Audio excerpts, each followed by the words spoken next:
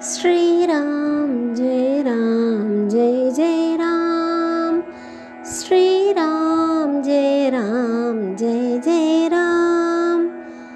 श्रीराम जय जय राम। ஸ்ரீராமர் தன் தந்தை தசரதனிடம் இருந்து அனுமதி பெற்று வனத்திற்கு செல்வதற்காக அங்கே வருகிறார். தசரதனின் அரண்மனைக்கு. அங்கே கோசலா மாதாவும் சுமித்ரையும் மற்றும் கைகேயி அனைவரும் அங்கே இருக்கின்றனர்.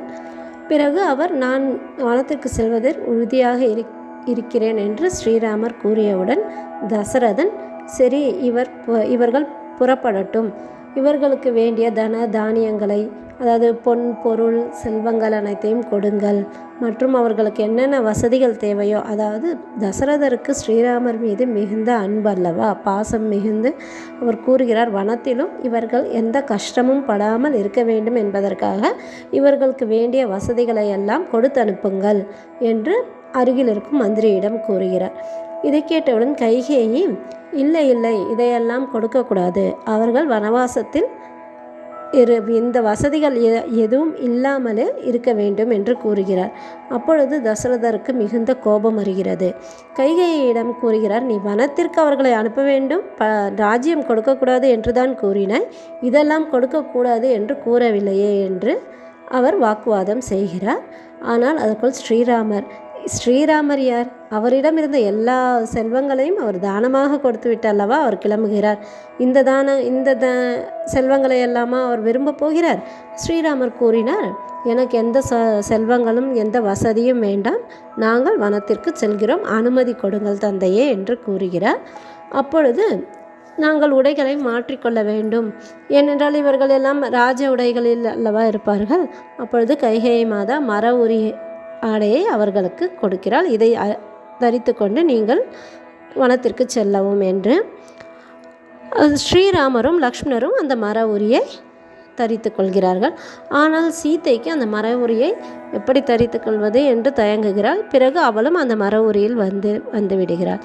இதை பார்த்தவுடன் அங்கிருந்த சித்தார்த் என்னும் மந்திரிக்கு மிகுந்த கோபம் உண்டாகி, ஏன் இவ்வாறெல்லாம் செய்கிறீர்கள், சீதாவிற்கு ஏன் இந்த மர உரியெல்லாம் கொடுக்கிறீர்கள் என்று கூறிய போது கைகேயி கூறுகிறார்கள் தசரதனிடம், நீங்கள் ஏன் இவ்வளவு வருத்தப்படுகிறீர்கள், உங்களுடைய குடும்பத்தில் முன்பிருந்த ஒரு அரசன், அசமஞ்சன் என்னும் அரசனை நீங்கள் நாட்டை விட்டு நீக்கிவிட்டீர்கள் அல்லவா, இப்பொழுது ஏன் வருத்தப்படுகிறீர்கள், இது ஒன்றும் உங்கள் குடும்பத்திற்கு புதிதல்ல என்கிற துணியில் அவர் கூறுகிறார் கைகேயி மாதா.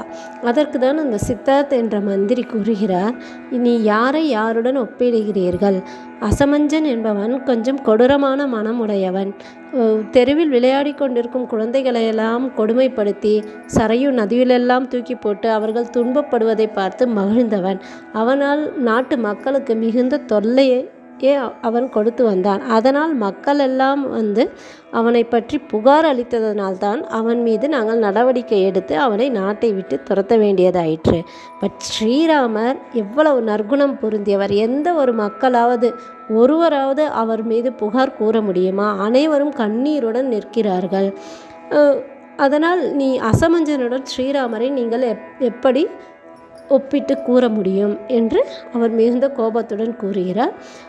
சீதாதேவியும் மர உரியில் இருப்பதை கண்டவுடன் தசரதற்கும் மிகுந்த கோபம் வருகிறது.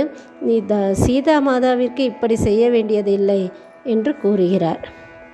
இதையெல்லாம் கேட்டுக்கொண்டு வசிஷ்டர், எப்பொழுதும் அமைதியாக இருக்கக்கூடிய வசிஷ்டர் அவர்களுக்கும் கோபம் வந்துவிட்டு கைகேயிடம் கூறுகிறார், சீதா மாதாவே நாட்டை ஆளட்டுமே, நீ ஸ்ரீராமர் தான் நாட்டை ஆளக்கூடாது, அவர்தானே வனத்திற்கு செல்ல வேண்டும், சீதாவிற்கு நீ எந்த கட்டுப்பாடையும் விதிக்கவில்லை அல்லவா, சாஸ்திரத்தில் தர்மத்தில் பெண்கள் அரசாளவும் உரிமை இருக்கிறது, அதனால் ராமனின் ஆத்மாவாக இருக்கக்கூடிய சீதா, அவர்கள் இருவரும் ஓர் உயிர் ஈருடல் தானே, அதனால் சீதா மாதா ஆட்சி புரியட்டும், நீ ஏன் சீதா மாதாவை வனத்திற்கு அனுப்ப வேண்டும் என்று கூறுகிறார். அதற்குள் ஸ்ரீராமர், இல்லை, நாங்கள் எல்லாம் முடிவு எடுத்தாகிவிட்டது, நாங்கள் மூவரும் வனத்திற்கு செல்ல வேண்டும் என்று கூறி மூவரும் கிளம்புகிறார்கள். ஸ்ரீராமர் நமக்கு அருள் புரிவார். ஸ்ரீ ராம ஜெயம்.